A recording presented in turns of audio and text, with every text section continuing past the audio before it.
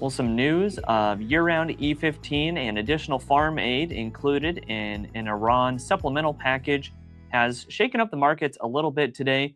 We're taking a look at the daily market summary with Cory Bratland of agmarket.net.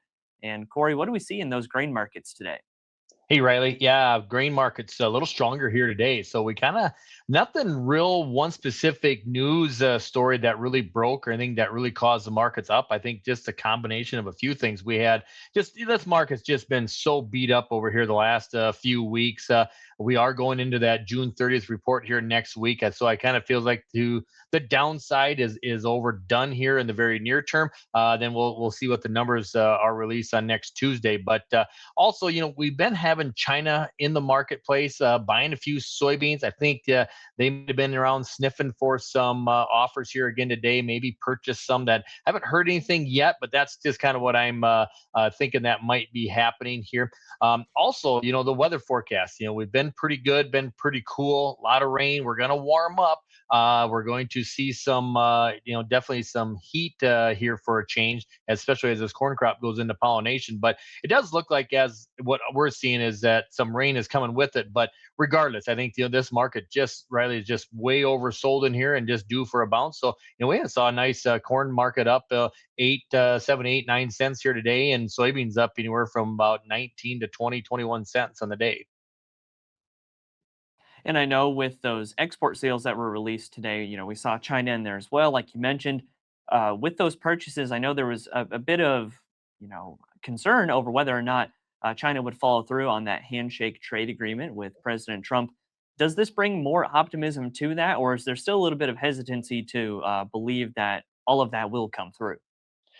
Yeah, no, I think overall, I think there's definitely optimism that is gonna come through. I mean, they have agreed to buy the 25 million metric ton, which is normally what they typically buy from us. So this isn't really nothing new. But one thing we've also been noticing though too is our old crop export sales have been pretty strong as of late as well. So we got to wonder about some future reports going forward. Is will we see the USDA lower our exports for old crop any more than what we have already? But regardless, it's just nice to have China back in the market buying our products. And then I think as they're buying soybeans, they live up to that obligation.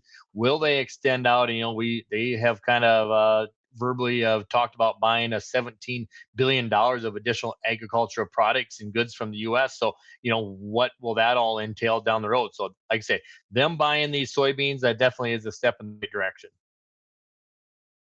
Then over on the livestock side of things, how do cattle and hogs trade today? Yeah, cattle had another decent day. They started out real strong after the strength of yesterday. We are kind of hearing maybe some higher cash market here in the short term.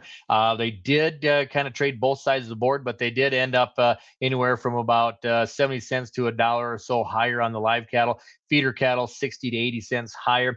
Hog market has been a little troublesome here lately. We still got to get rid of some of this the product in here. They've been these July hogs have been under a little bit of pressure and kind of fell down a little bit here today, while the deferreds on the hogs all end up a little bit higher. And then with the summer demand we're seeing, of course, next weekend will be the 4th of July weekend and always heightened demand there. That demand usually, of course, coming in a little bit before that as people are making those purchases for their grilling season. Is this usually the highest point within the grilling season that we see that demand go up? Yeah, you do. I mean, it starts off there Memorial Weekend. We kind of get kickoff grilling season, then we kind of peak out here, like I said, next week with the Fourth of July culmination. We should start to see it kind of wind down in general. So, I mean, we still got a lot of summer yet, but the big parties and stuff where people are cooking for several parties, that's kind of winding down for us. All right, Corey, lots of great information today. For anybody who would like to get in touch with agmarket.net and learn more, how can they do that? Yeah, the easiest, head on over to our website, which is eggmarket.net. You can get a hold of us a few ways on that website. All right, thanks again for your time as always, Corey, and we'll talk again soon. All right. Thanks, Riley.